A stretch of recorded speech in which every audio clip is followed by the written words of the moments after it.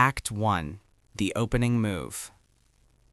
The Adderley Holdings annual charity gala smelled of money and white flowers. Alan Beaumont's hands moved with practiced precision in the centerpiece, one of 12 he'd designed for tonight. He adjusted the final stem of tuberose, beautiful, intoxicating, and one of the most subtly poisonous flowers in the world. He was building an experience, gorgeous on the surface, lethal at the roots, a fitting metaphor for the evening, and for him. He stepped back, surveying his work under the crystal chandeliers of the Park Avenue ballroom. White peonies, jasmine, and tuberose formed a composition in cream and ivory that would photograph beautifully and, more importantly, release its intoxicating scent precisely as the evening reached its peak. He'd calculated the room temperature, the air circulation, the timing of the floral chemistry. "Absolutely stunning," a woman in haute couture murmured as she passed, trailing her fingers near the blooms without quite touching them. She had no idea these flowers were Trojan horses, beautiful vessels carrying him into a world that had been closed to him since he was 14 years old. Alan checked his reflection in one of the gilt-framed mirrors lining the ballroom. Black suit, perfectly tailored.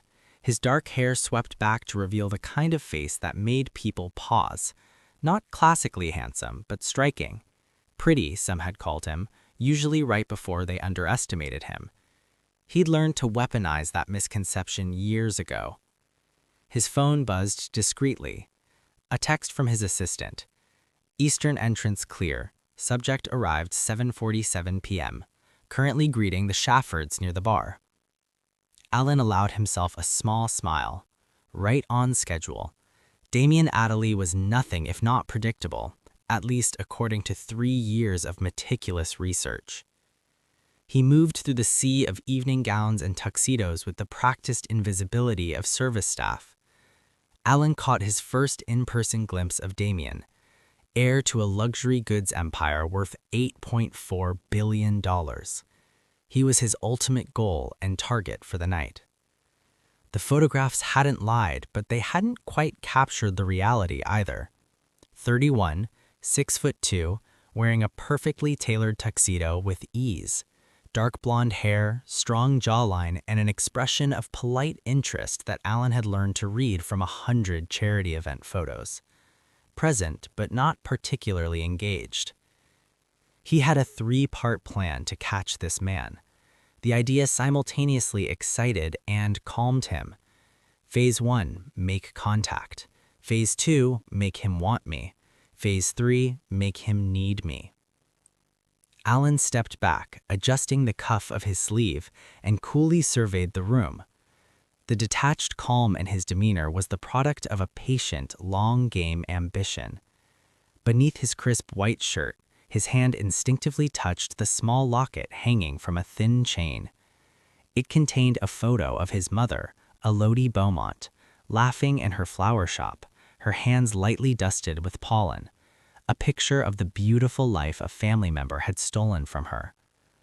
Revenge is a destructive, childish pursuit, loud, messy, and fleeting. It burns everything it touches, including the person seeking it. Power, however, endures. Alan had mastered that distinction over the last 14 years. The funeral smelled wrong. Lilies, yes, but beneath them, antiseptic, clean, efficient, final. Alan stood beside his father, 14 and silent, his hand held too tightly. The casket remained closed. The explanation, a sudden, unavoidable, tragic car accident, had been delivered with professional gentleness. The days that followed blurred together, papers appearing where grief had been allowed to breathe. Relatives who had never taken an interest in Elodie's work suddenly became very concerned with protecting her legacy. Conversations held just outside doorways, smiles that did not reach the eyes. Ronnie Wang moved through it all with remarkable ease. He was family, his mother's cousin and store manager, trusted, capable. It was him who suggested handling the business temporarily, who brought documents to Alan's father while shock and grief had not yet settled into coherence. Later, he wandered away from the murmuring adults and found Ronnie Wang in a side room. Ronnie held a drink, posture easy, voice low and assured. It's secured, he signed everything, full creative rights. A soft laugh from his wife. She trusted me, Ronnie added lightly, and Adelie will know what to do with her formulas. I made sure of that. Alan stepped forward before he could stop himself. That's not what she wanted. Ronnie turned, mildly irritated the way one looks at a child interrupting an adult conversation. You're grieving. You don't understand how these things work. That was the last time anyone explained anything to Alan. Others agreed. Adults always do. His protest was labeled acting out, trauma, youthful confusion. By the time his father understood, the signatures were binding. The merger was public. The names were erased. Within months, they left New York. What remained was paperwork, silence, and a lesson Alan never forgot. Kindness invites theft. Power prevents it. Another discreet buzz broke the trance. His assistant's coded message confirmed the target's position. Why settle for just revenge when you could have a kingdom? That thought snapped Alan back to the present. He began his approach, timing his movements to intercept Damien's path towards the main floral installation, the highlight of the evening, a massive arrangement positioned to draw the eye, impossible to ignore. Damien paused before it, and Alan saw the shift in his expression, from polite social autopilot to genuine interest. Good. The man did have taste. The scent is remarkable. Damien spoke without turning, assuming Alan was just another guest. Tuberose, Alan replied, moving to stand beside him, close enough to be noticed but not invasive. Polyanthes tuberosa, if we're being precise. Night blooming, which means the scent intensifies as the evening progresses. Now Damien turned, and Alan felt the full force of those pale blue eyes assessing him. Up close, he was even more attractive and more intelligent looking. The photographs really hadn't done him justice. You know your flowers, Damien said. I should. I designed this. Alan extended his hand. Alan Bomont. Bomont Petals and Parfums. Damien's handshake was firm, his interest visibly piqued. You created all of this? The scent composition is extraordinary. It's not just decorative, it's almost architectural. Alan studied him for a fraction of a second before answering. That depends on whether you think architecture should influence how people behave. Damien's brow furrowed slightly. I'm not sure I like the idea of being influenced without knowing it. Most people don't, Alan said evenly. Damien glanced around the room again. And yet here we are. Everyone's lingering, talking more than they usually do at these things. A pause. That feels deliberate.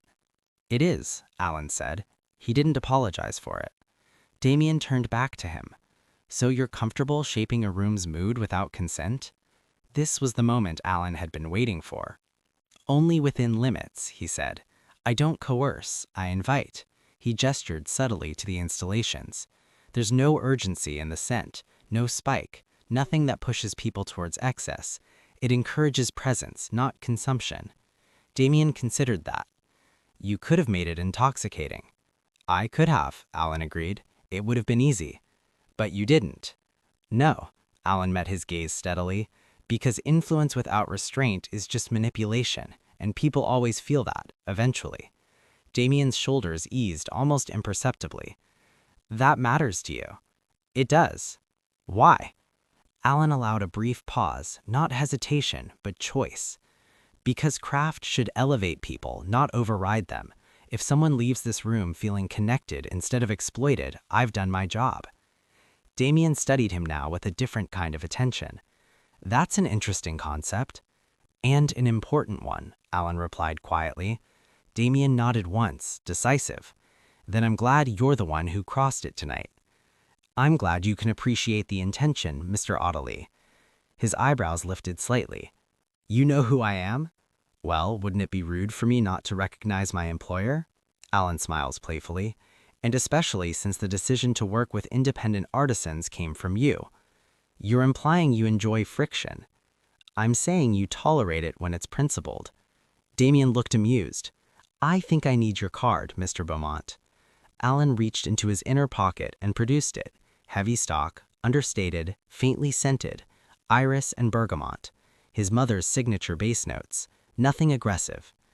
Damien pocketed the card, then offered his own. I should get back to work. The centerpieces need final adjustments before dinner service, but I truly enjoyed this conversation. Same. I would love to continue over coffee. Damien's smile was warm, genuine. Are you free this week? For you, I might make time.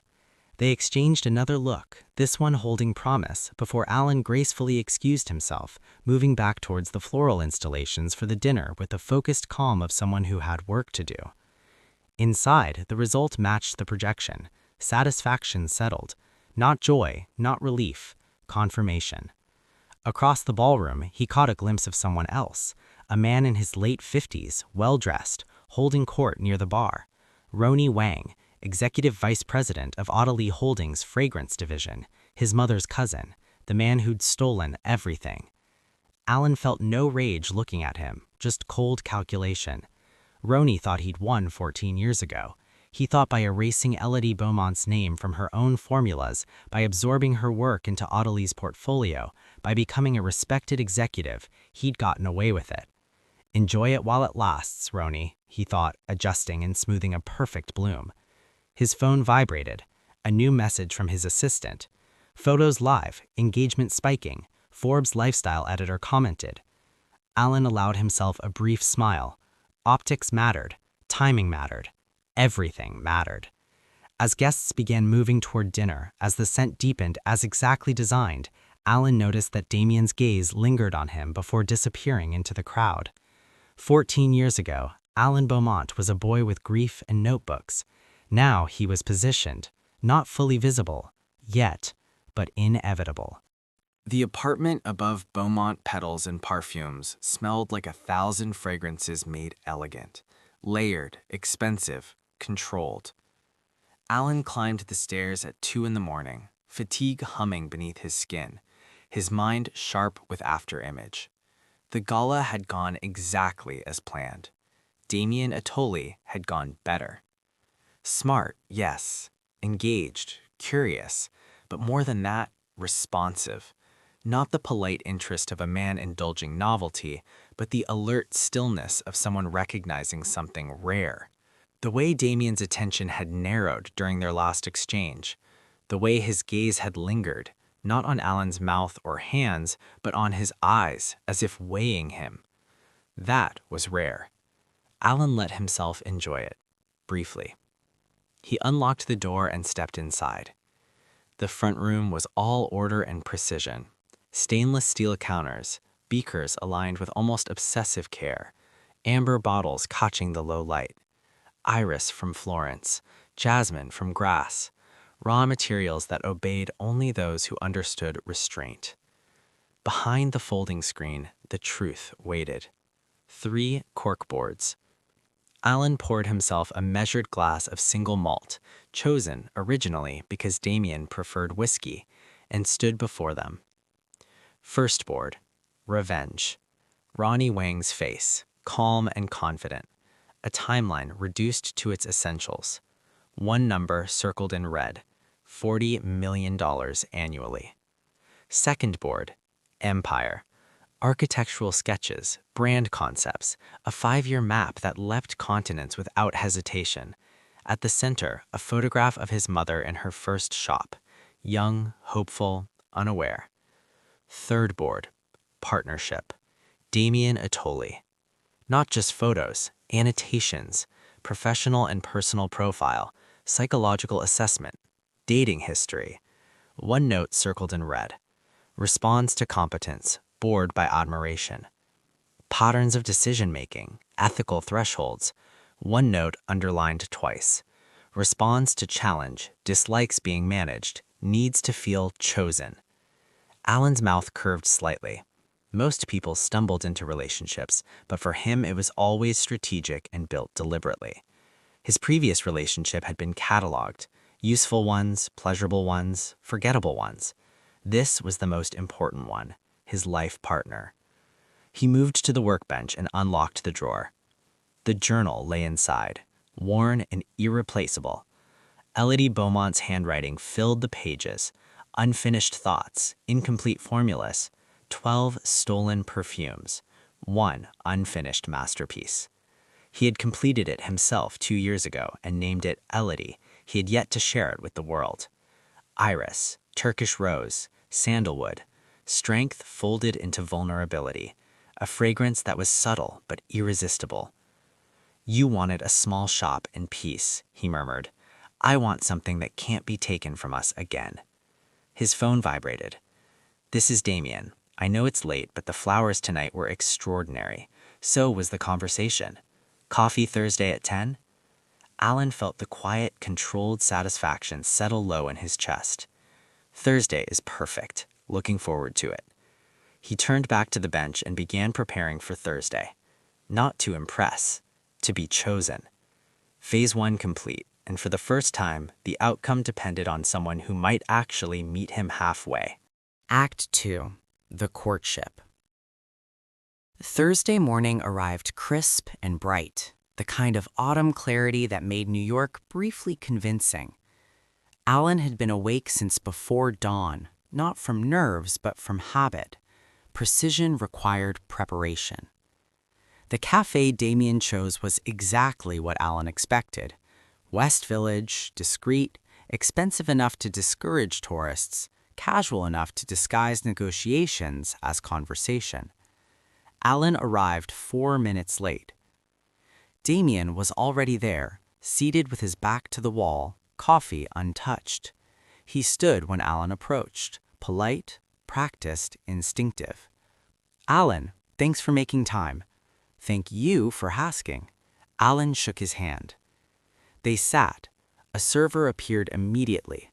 Black coffee for Damien, cortado for Alan. "I brought your concept to my team," Damien said. "Olfactory branding." That was quick. "They're interested, cautious but interested. Their concern is coherence. It could be applied to our hotels, retail stores, offices, but how do you avoid gimmickry?" "You don't design a single scent," Alan said. "You design a family." Damien leaned in, attention sharpening. A visual identity adapts without losing itself. Scent should do the same. A base accord, vetiver, white cedar, iris. That's your spine. In hotels, you'd brighten it with citrus. Retail gets florals for approachability. In corporate environments, you keep it minimal and green for focus. Different expressions, same language. Silence followed. Damien had stopped drinking his coffee. "That's exactly the issue we've been struggling with," he said finally. "Our fragrance division treats perfume as merchandise, not an experience." "Because it's run by manufacturers," Alan replied. "No offense to your team, but there's a difference between producing perfume and understanding how scent shapes human experience and perception." Damien smiled faintly. "No offense taken. Roni Wang is excellent at efficiency and margins. He's not creative." Alan inclined his head, neutral. "We've been discussing bringing in outside consultants," Damien continued, "especially for a new boutique hotel concept. Your approach would fit. Would you be interested in consulting for us?" "What kind of engagement?" "Project-based, 2 months to start, significant autonomy. The compensation would be substantial." Damien named a number. "I'm interested," Alan said carefully, "but I'd want creative control over the olfactory elements. I don't do my best work when I'm trying to execute someone else's vision." "I'd be disappointed if you didn't." Damien's smile was genuine. "That's what we need." They talked logistics for a few minutes: contracts, timelines, coordination with the hotel design team. The conversation drifted naturally after that, less formal, more curious. "The way you talked about memory and scent, that didn't feel theoretical. It isn't, Alan considered him. My mother was a florist. She believed flowers and scent were therapeutic tools. Was? She's not. She died when I was 14. I'm sorry. Alan nodded once. She taught me that beauty without intention is empty. I built everything I do from that. My shop, the perfume work, it's all an extension of her legacy, but I want to take it on a bigger stage. You don't hide your ambition, Damien observed. I don't see the point, Alan met his gaze. You didn't rebuild Atali's acquisition strategy out of contentment. Damien laughed, surprised, delighted. You really don't pull punches, do you? Life's too short for dishonesty about who we are and what we want. Alan let a slight smile play at his lips. Your directness is refreshing. Their gazes locked, unguarded for a fraction too long, as if something unspoken had been acknowledged. When they stood to leave, Damien spoke first. Come to my office Monday, we'll formalize this, and have dinner with me afterward, not business. Monday morning I can make time, but my evening is already occupied, Alan replied. They walked out together into the autumn sunshine, and as they'd part ways, Damien extended his hand again. Alan took it. Damien held his hand a moment longer this time. You're very deliberate, Damien said. Yes, Alan said simply. Damien's smile was slow, genuine, and devastating. See you Monday morning, then. See you. Alan walked away first, not looking back, though every instinct wanted to. Phase 2 initiated. The workshop revelation. Monday morning unfolded exactly as planned. Alan presented his vision for the hotel's olfactory identity with measured confidence. By the time he finished, the design team had aligned around him. Terms were agreed upon. Contracts would follow. Roni Wang had been in the room. When Damien introduced him, Alan Bomont, independent consultant, Roni's attention sharpened. Not recognition, but hesitation. The name seems to have unsettled him. Throughout the presentation, his gaze studied Alan with measured scrutiny, irritation surfacing only when Damien approved the scope without consulting him. As the meeting dissolved, Roni stepped closer. Beaumont, he said, lightly. That wouldn't be the same as Beaumont Botanicals, would it? Alan met his eyes, expression neutral. My mother founded it. The words fell cleanly, final. No explanation. Roni's face went still. Alan gathered his tablet and nodded once. Excuse me. He left the room without another glance, the door closing softly behind him. The knock came just after 7, the next day evening at Beaumont Petals and Parfums. Alan was alone in the shop, sleeves rolled to his forearms, the day's last stems trimmed and wrapped, the front lights dimmed to their evening glow. Upstairs, a formula waited unfinished, notes aligned, final balance unresolved. He wasn't expecting anyone, or maybe he was. Alan paused, then crossed the shop and opened the door. Damien stood there without entourage or warning, coat unbuttoned, tie loosened, the sharpness of the office replaced by something more human, less armored. I hope I'm not intruding, Damien said. I was nearby, and I realized I didn't actually know where you've disappeared to when you're not being impressive in conference rooms. Alan studied him for a second, rain-darkened hair, the faint tension still riding his shoulders. You're not intruding, Alan said at last, stepping aside. But this is a sanctuary where only relaxation is allowed. Good, Damien replied. This is exactly what I need. The door closed behind him. Alan watched him take in the space, the exposed brick, the antique display cases, the careful curation of blooms and bottles. Just beauty, craftsmanship, care. This is beautiful, he said, with genuine appreciation in his voice. It feels personal and intimate. That's intentional, Alan said.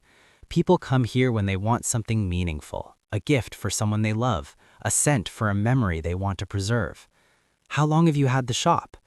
7 years. I opened it right out of college. It was small then, just the ground floor, mostly flowers. I added perfume work 5 years ago after completing my apprenticeship. He led Damien up to the workshop and watched carefully for his reaction. The fragrance organ dominated one wall, its array of bottles gleaming under focused lighting.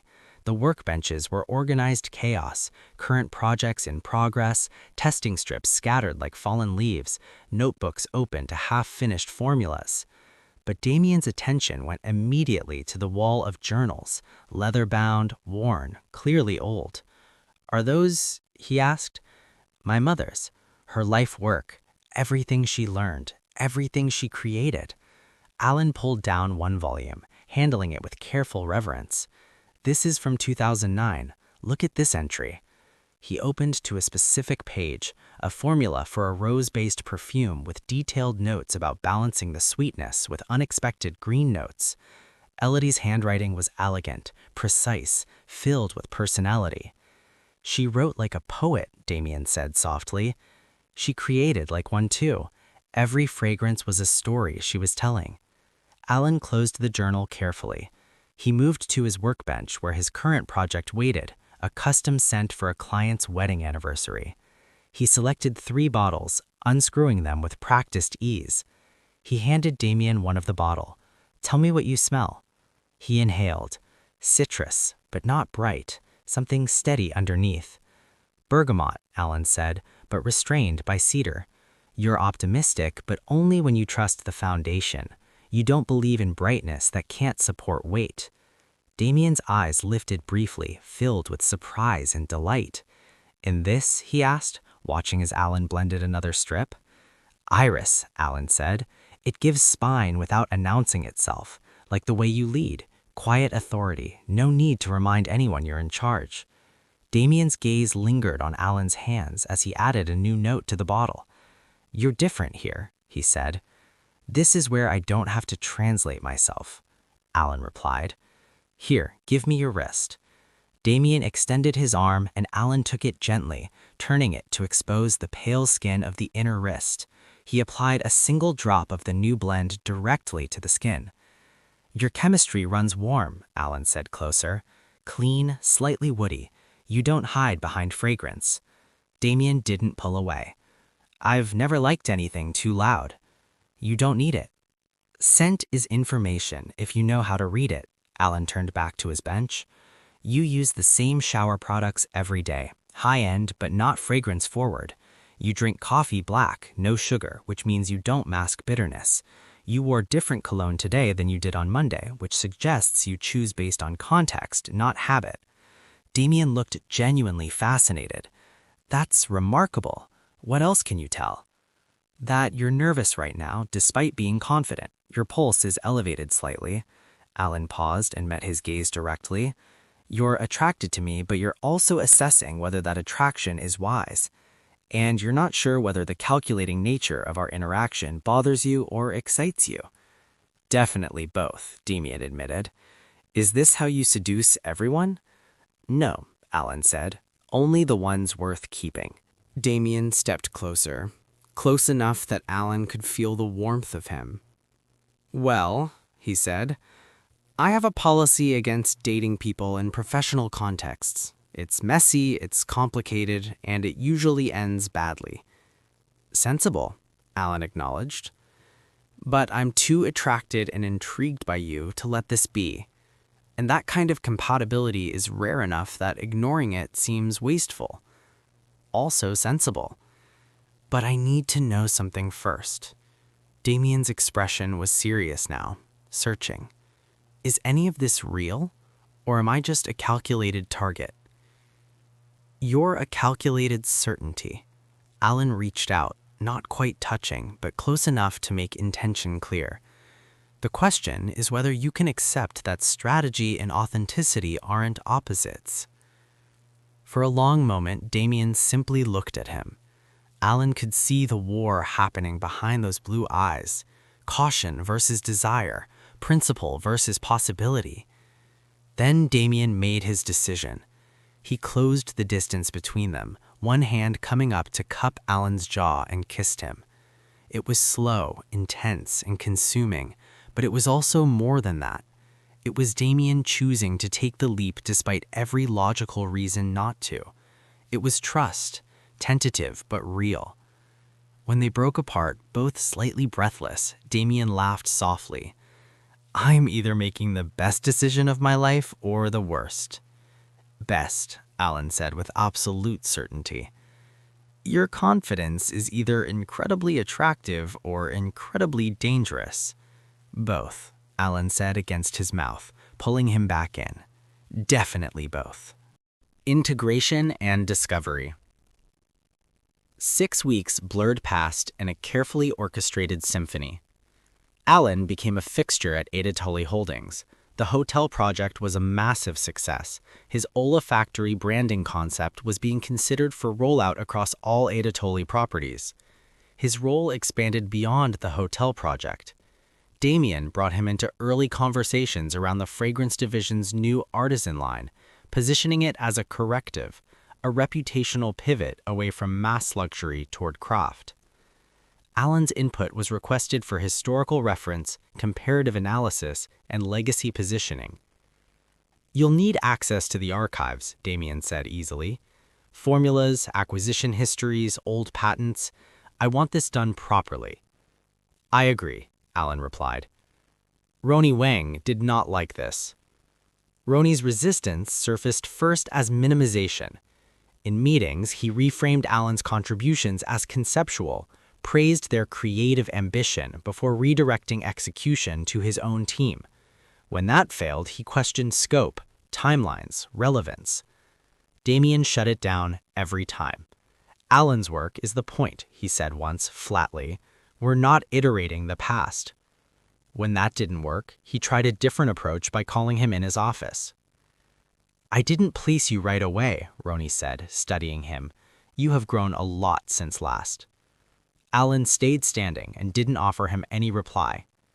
"You look like your mother," Roni went on. "You're as talented as her.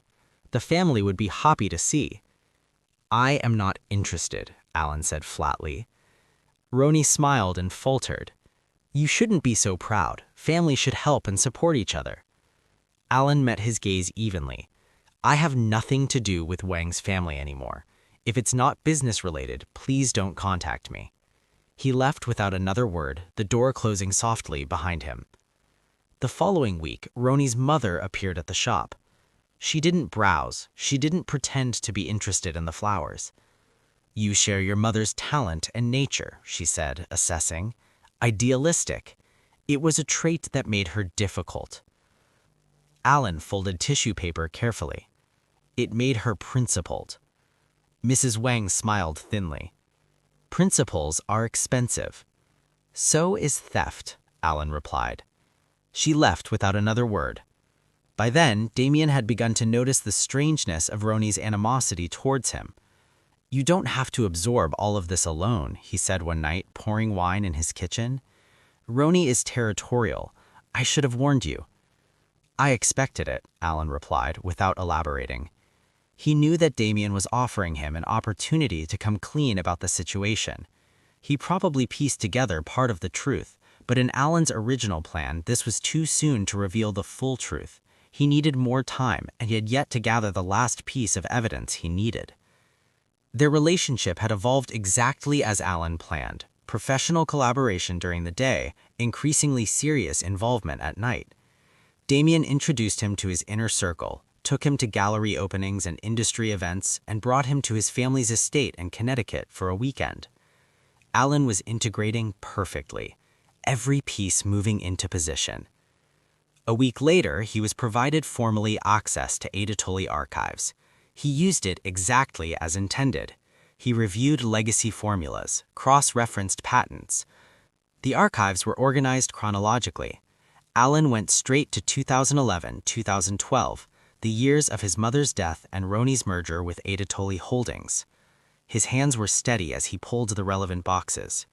Inside, patent applications for 12 signature fragrances, all filed under Roni Wang's name, all dated between March 2011 and January 2012. Alan photographed every page with his phone, high resolution, perfectly lit, time-stamped.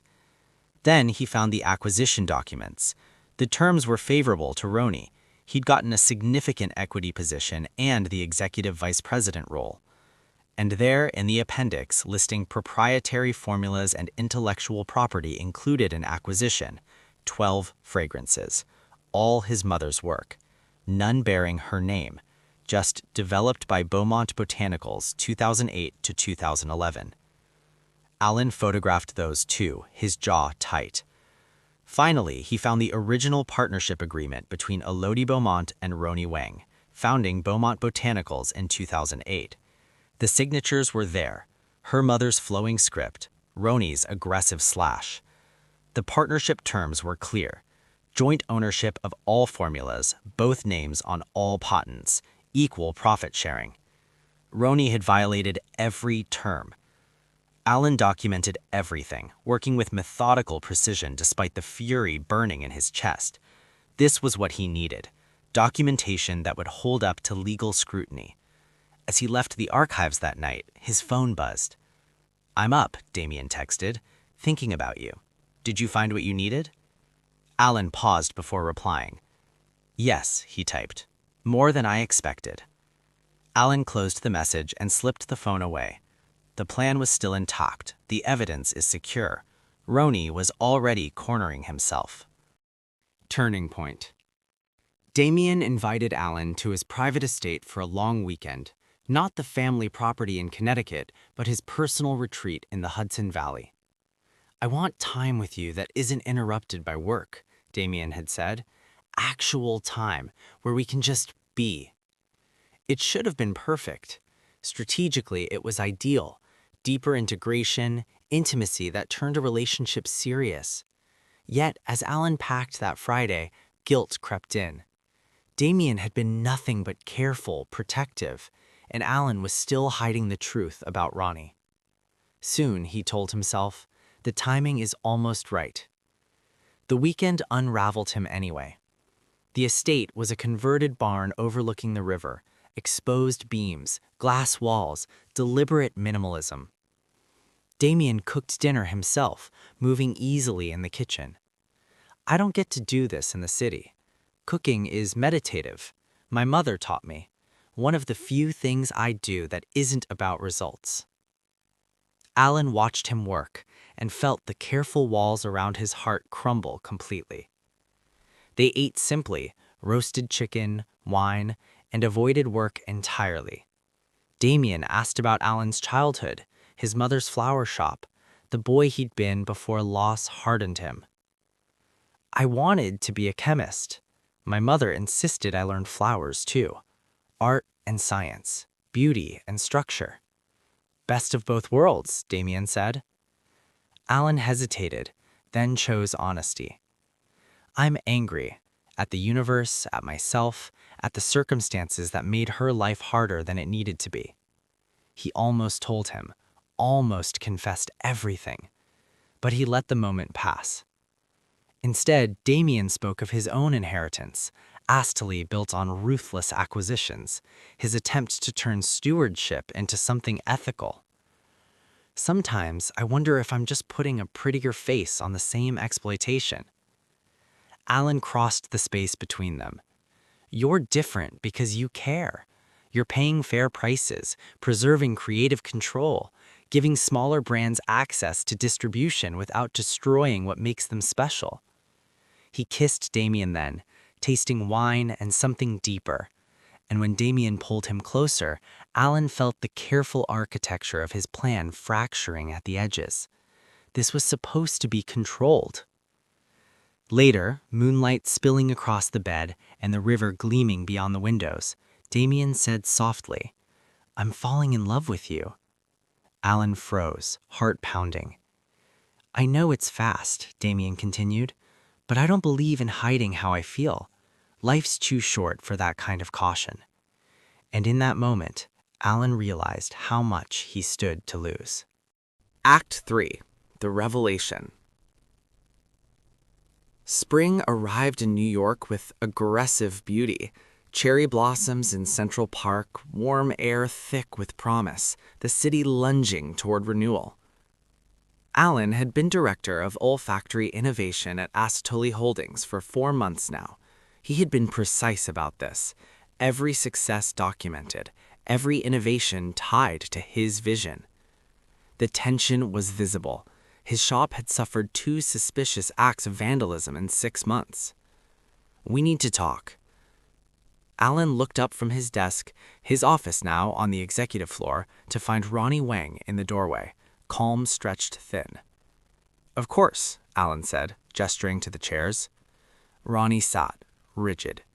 "Your line launches in 3 weeks. Yes, pre-orders are up 40%. "I know the numbers," Ronnie snapped. "What I don't know is why you didn't consult me. You report to me, not Damien." "Technically, to both of you," Alan remained composed. "You received weekly updates. Reports aren't consultation. You hired staff, made deals, built relationships without approval." "My contract grants autonomous creative authority," Alan said evenly. "Was there a specific objection?" Ronnie's jaw tightened. "You're acting like you run the division."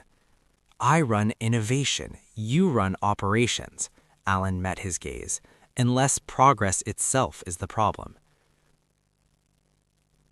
Silence stretched between them. Then Ronnie leaned in, voice low.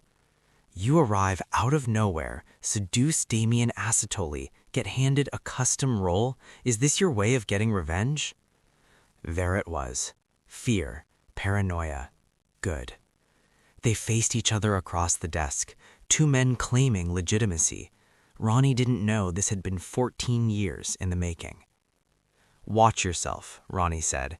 "This company knows how to deal with people who grow too big." He left without waiting. Alan leaned back once the door closed, pulse steady but sharp. Ronnie was escalating, forcing the timeline forward. His phone buzzed. "Dinner tonight?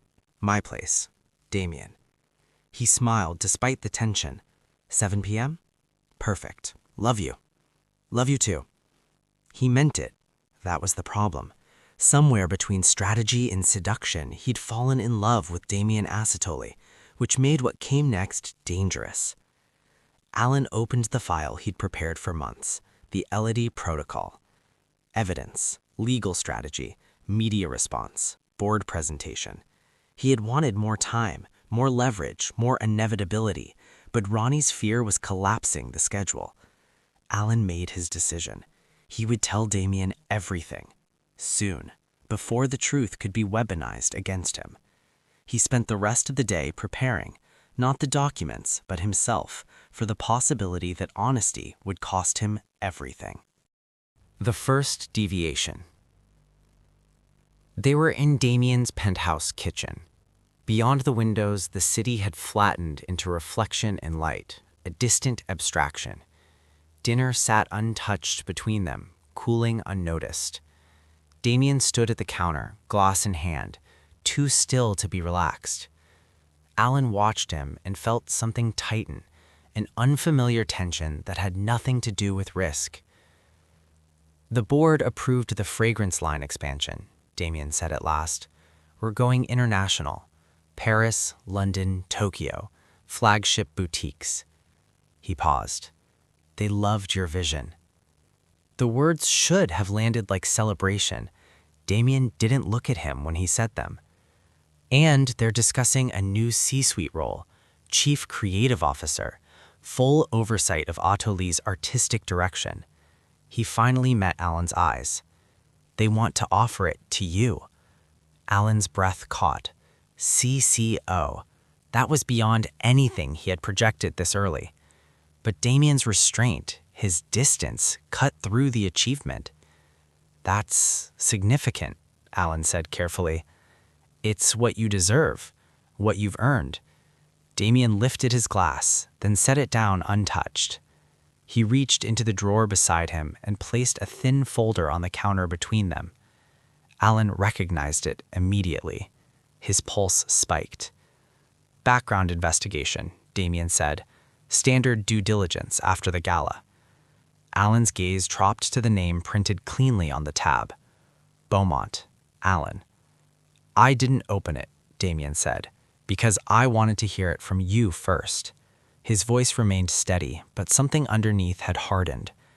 We can't move forward without all the cards on the table. He slid the folder closer. This is me giving you a choice, right now, before I read someone else's version of your story. The weight of it settled over Alan like a shroud, and beneath it, unexpected, welcome, relief. He still had a chance to tell the truth himself. Damien watched him closely. Okay, he said. I'm listening.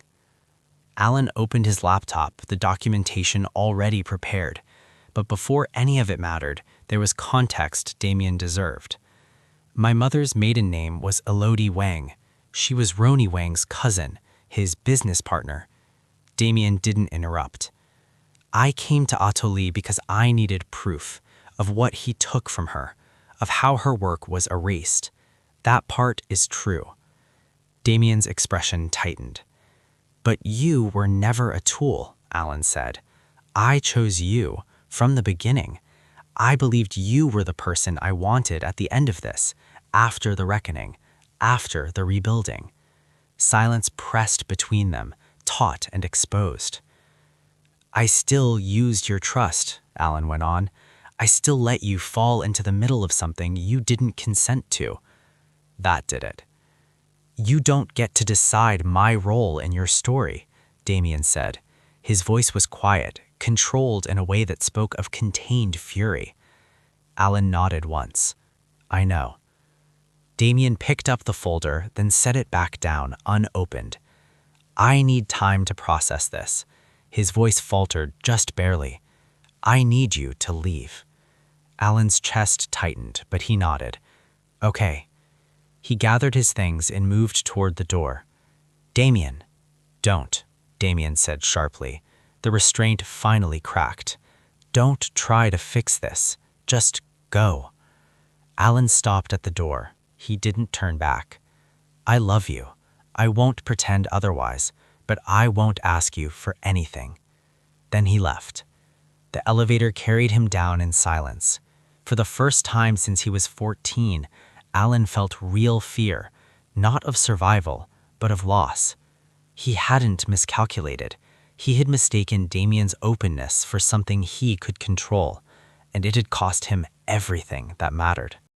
Climax. 3 days of silence. No calls, no messages.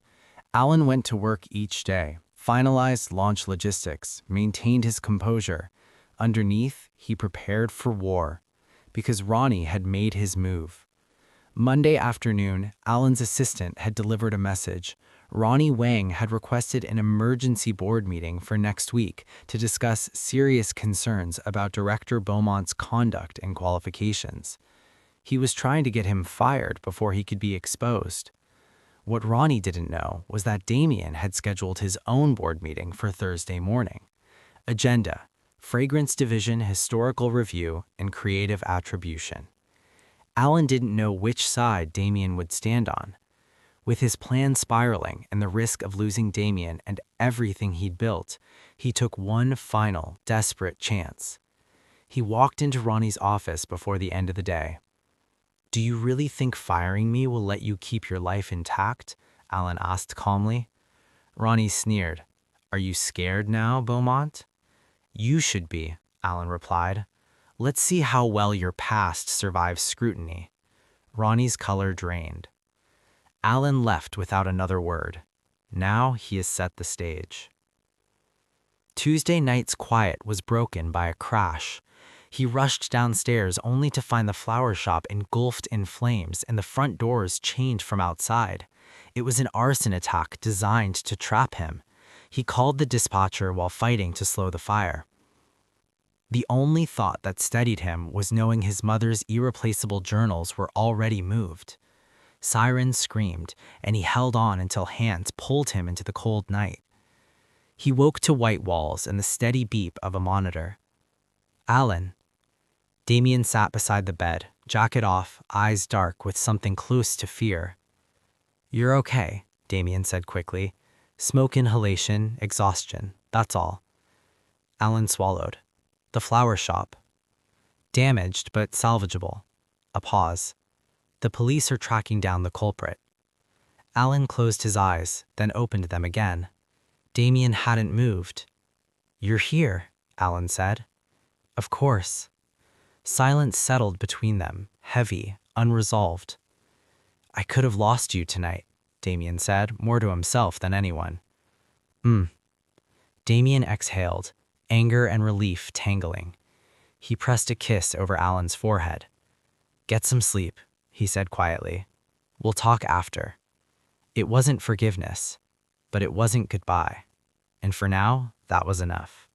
Alan slept through most of the next day. When he woke, late afternoon, Damien was there, or had been recently. The chair beside the bed was pulled close, jacket draped over it, a half-empty coffee cooling on the table. The room smelt faintly of antiseptic and smoke that hadn't quite left Alan's lungs. Later, Damien returned with answers.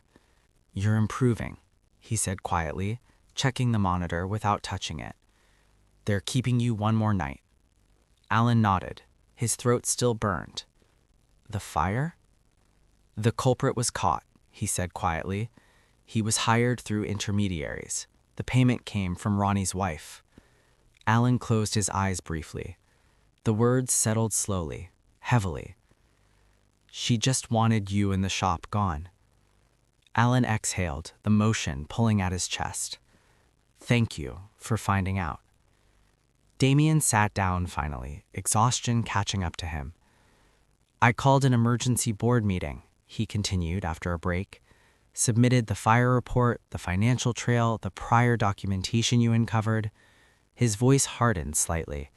"And the pattern of interference I'd been tolerating." Alan looked at him. "What happened?" "Ronnie tried to deny everything," Damien said. "Then blame you, then blame me." Damien leaned back, eyes fixed somewhere beyond the room. He was dismissed, effective immediately. Security walked him out. "And his wife?" Alan asked. "Still under investigation," Damien replied. "She won't touch you again." Alan studied him. "I'm sorry I got you in this mess." "No," Damien said. "I should have done this sooner." He stood, moved closer to the bed. "You were right," Damien said quietly, "about everything. I was wrong to think this could be fixed quietly." Alan swallowed. "Damien?" "I know," Damien said, cutting him off gently. "We're not done talking, but that conversation happens after you're better." He leaned down and pulled Alan into a careful embrace, mindful of the IV line, holding him longer with care. Warmth and reassurance. "I'm here," Damien said into his shoulder, "and I'm not going anywhere." Alan closed his eyes. For a moment, he allowed himself to rest there, to breathe in the clean certainty of it. The danger was over. The pieces were in place. Damien had chosen him, openly, decisively. A small smile touched his lips. Triumphant. Phase 3, completed.